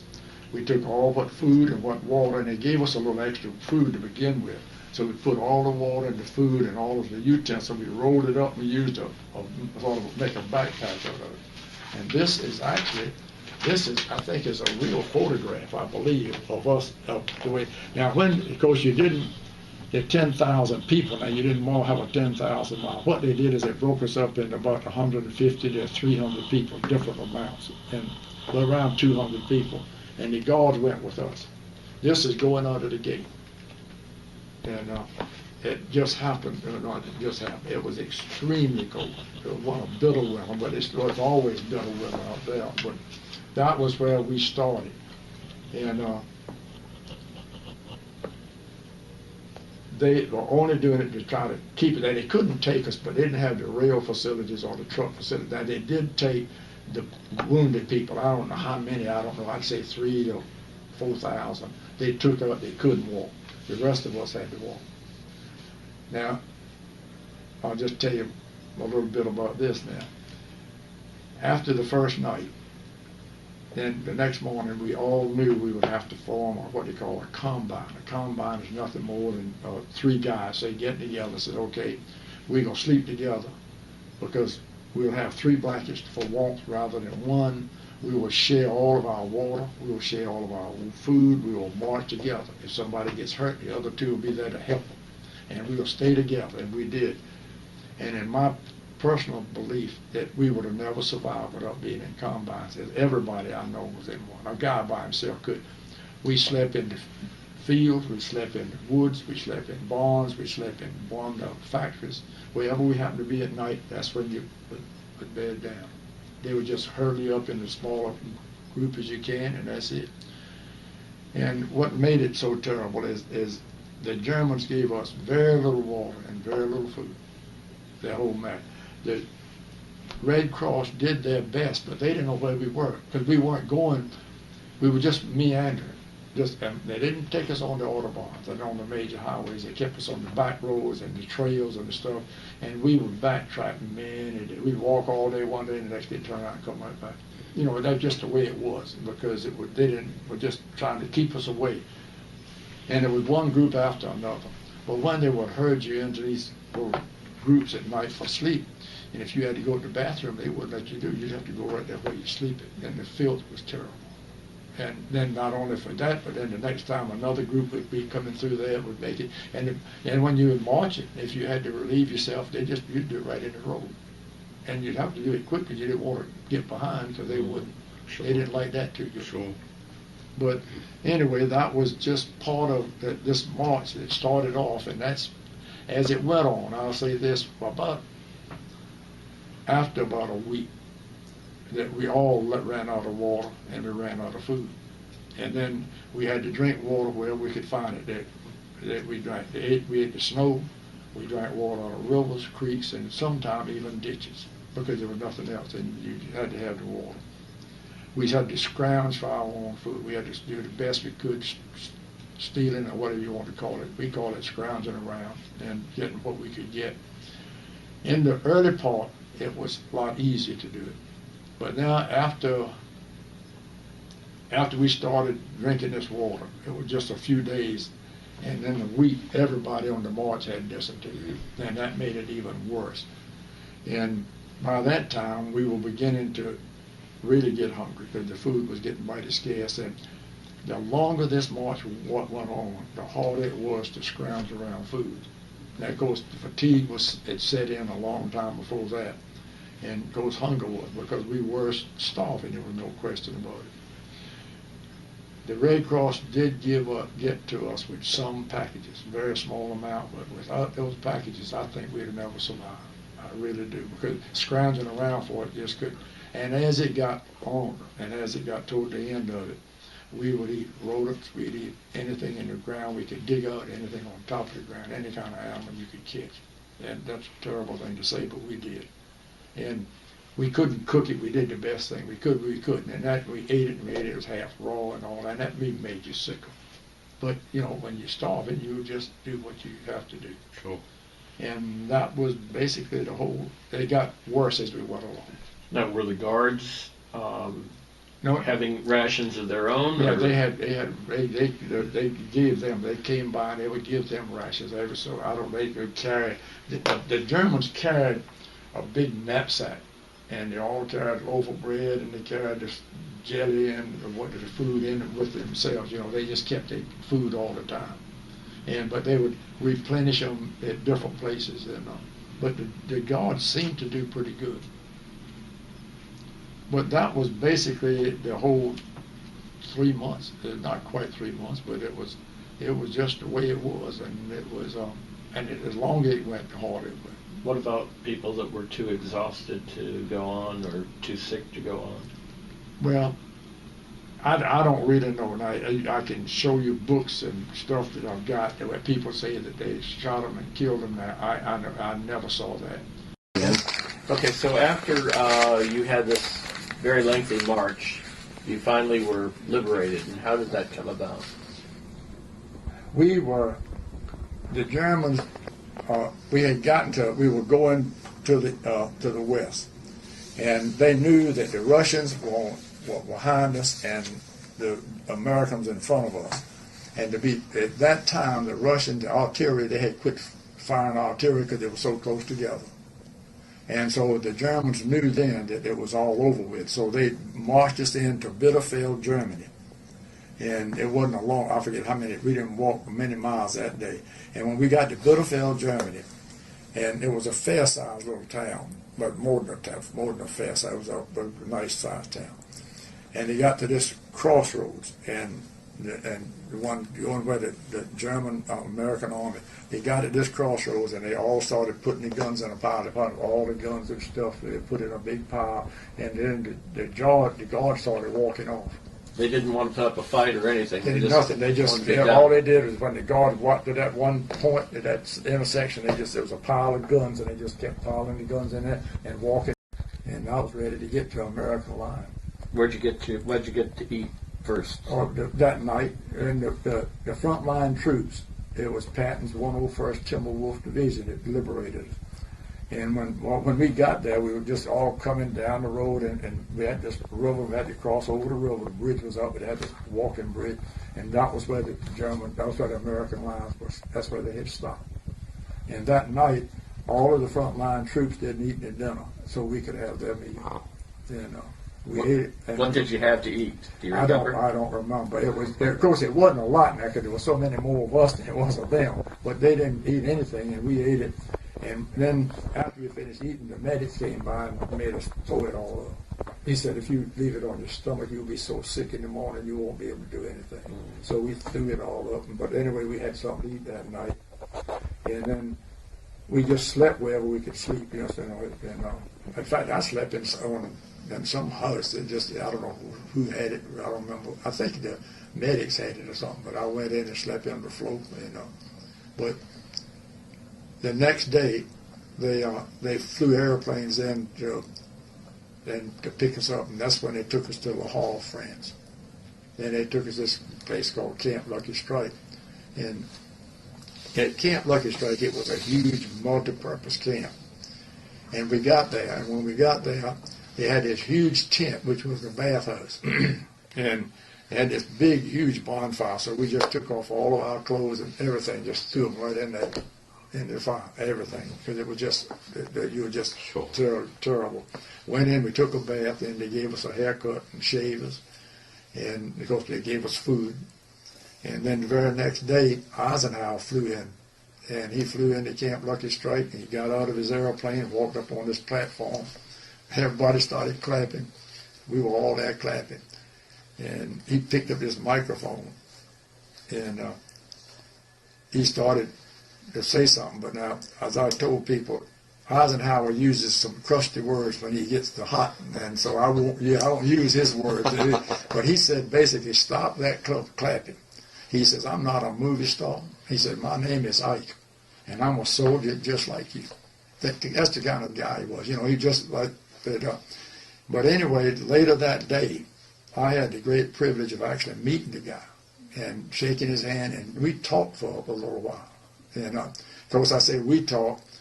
I answered most of his questions. When you think of a five-star general talking to a staff sergeant, the staff sergeant don't talk too much. It's yes and no. But anyway, he was typical. He was that, where are you from, and your family, and where were you, and how would they treat you, and where you were based, and all that stuff. But I mean, he just had a knack for doing it, and he was a swell guy. But just had a knack for just making people at ease, and like I said, he just could talk for longer than I thought he would have talked. But anyway, it was like I say, he was such a good guy. Then I stayed in the hospital for about a month, a field hospital, and they fed us 4 times a day, and all the snacks we could eat, and the fat and stuff. How much weight had you lost? I had lost about 30 pounds.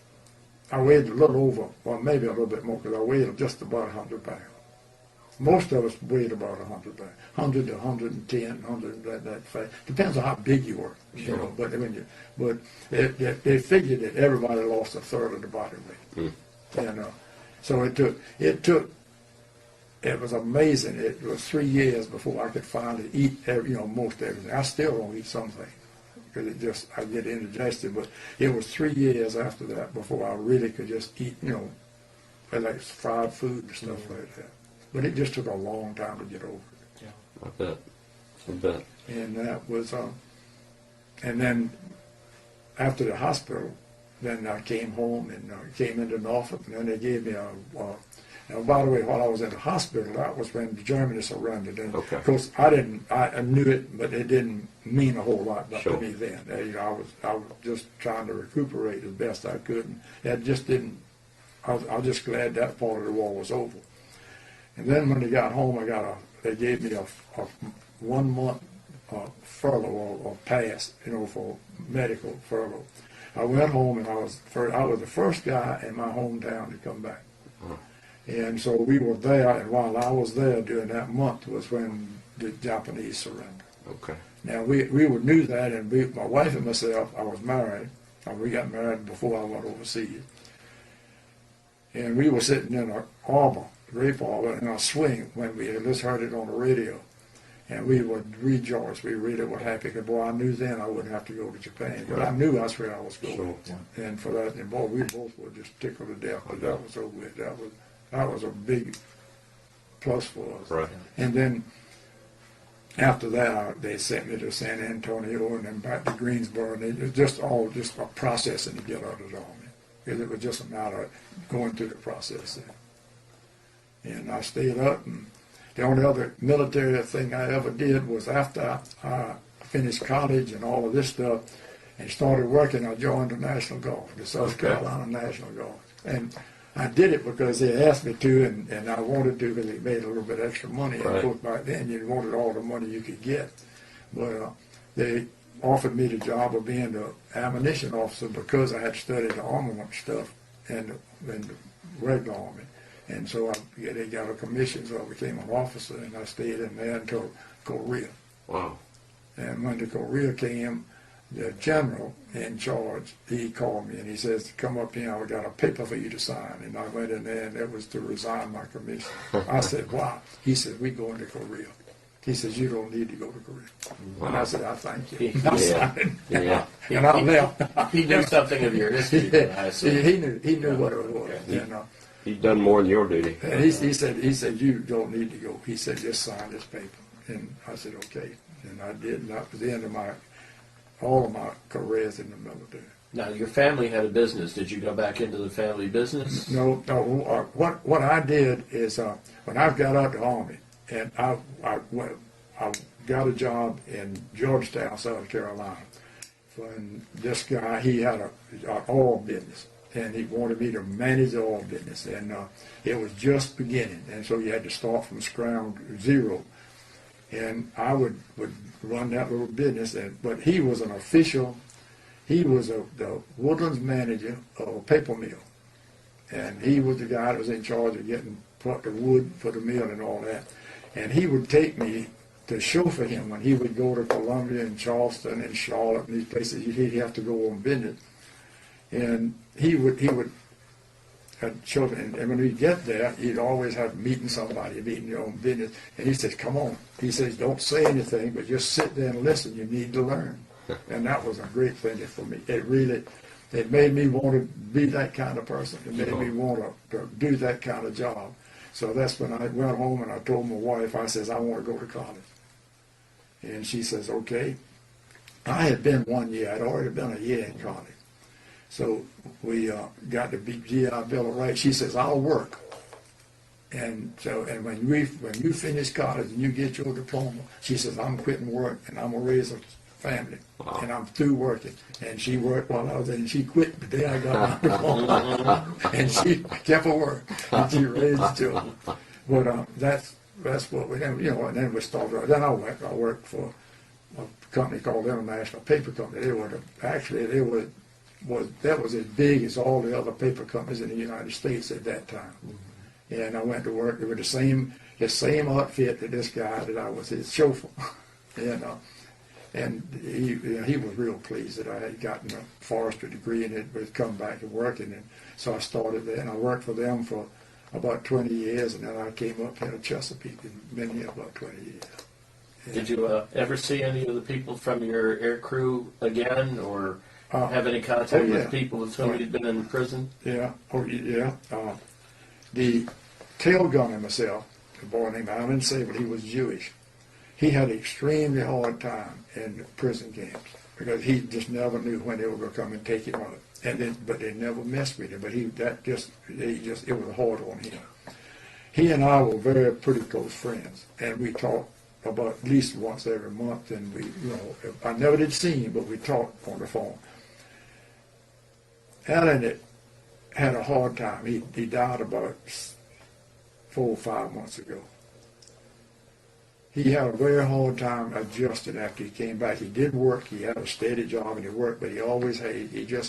Once he started thinking about it, he sort of go to pieces. He'd call me, and I'd call him, and first thing he'd do is start crying. The minute he started, and I just tell him, I said, Adam, I'm not going to talk to you about your cry. I says, now I'm going to hang up, and when you quit crying, you call me back. And sure enough, in about 10 minutes, 15, he'd call me back, and we'd talk. And he'd do the same thing sometime. He'd call up and he'd be so moaning. I said, Adam, are you in bed? He said, yeah. He said, I can't get up. I said, well, I'm not going to talk to you in bed. I said, when you get up and dress, you call me. and he wouldn't, then we would talk. But he and I were very close. The navigator, Hank Gedrose, we were pretty close, not as close as that, but we were close, and I visited with him several times. He was the only one that I actually visited with in the crew. And then, I shouldn't say this, but the pilot, during our war experiences, I was never close to the pilot. In fact, the pilot, he was older. He was older than most of us. And he believed that he didn't talk with enlisted men too much. He just said, you do your job and that will be fine. And we didn't party together, we didn't do anything socially, we just did our job. Now the enlisted men, show you a picture of them somewhere. The enlisted men, now all of us were pretty close to it. But now later with the pilot, after he retired, he stayed in the Army until he retired, Army career. And then we started talking to each other on the phone quite often, and then we started corresponding, and we got where we did that quite a bit. I would never say we were great friends, but we did correspond a lot. And those were the three. I knew the rest of them too quite well, but I have the picture of those guys. I'll just show you two things. There's pictures of it. That's the only airplane, only B-24 to fly. Oh, this is the only one left that will fly, huh? As far as I know right now, that's the only one. So, by the way, there's what the clothes look like. Put them on. I think that's the picture I saw. Well, I think that was the one I was thinking of. So this is y'all putting on all your let's put the cold weather gear. That's right. If I put it back. Oh. There's a picture on the back there, Mr. Harper. That's it. Two things. Now this is the enlisted man. Like that. And if you don't reckon, I'm the one in the middle. I want to show you something else. Yeah.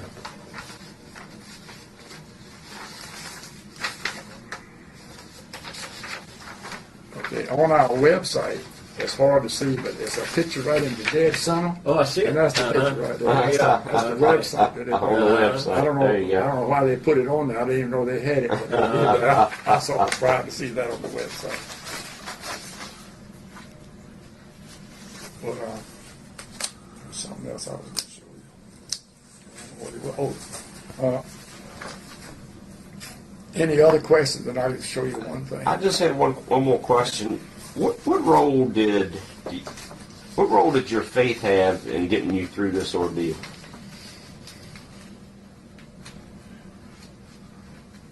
I'm not sure I know how to answer that. I understand. I can only tell you that I was raised in the Episcopal Church, and all of my family were, I would call them religious people. Right. And we went to church, and we participated in church activities, and I can remember, I still remember why, I don't know, I remember at dinner, it seemed like every Sunday dinner, the preacher and his wife would come eat dinner, and we had to behave ourselves. But anyway, we were scared of preachers. I don't know why, but back then, being little children, Sure. it wasn't anything like, here's somebody like go and hug or touch. I don't know what. Yeah, but anyway, we grew up in a religious family, and my wife and myself always tried to be the same thing. But I think it was just a matter of just knowing that you had, you believed in the Lord and believed in this, and I figured you need His help. Well, He put us on the earth, and He put us here, and we got to do what we can do. And if we're bad, we're bad. If we're good, we're good. But I'll tell you one thing, and this I really and truly believe. I came from a little town in South Carolina. I never had been anywhere to speak of. Never had been out of the state. I got and it was in the family we were fairly well off. So we didn't want for a lot of things. And it was a big family. There were 6 children in the family. And by the way, all 4 of us boys, all the boys were in the service, but we didn't really want for things, even during the Depression. My father was an engineer, and when the Depression came and they had to give you food and all the stuff to people, would go every Thursday, I think it was, to get food. They gave him the job when they came up with the CCCs. They gave him the job to be a manager, or whatever they call it, the engineer on a road construction and a bridge construction on a highway going through town. And once he got that job, the family, we did quite well. From then on, it wasn't, I'd say the Depression wasn't so hard after that. But we grew up in that type of atmosphere.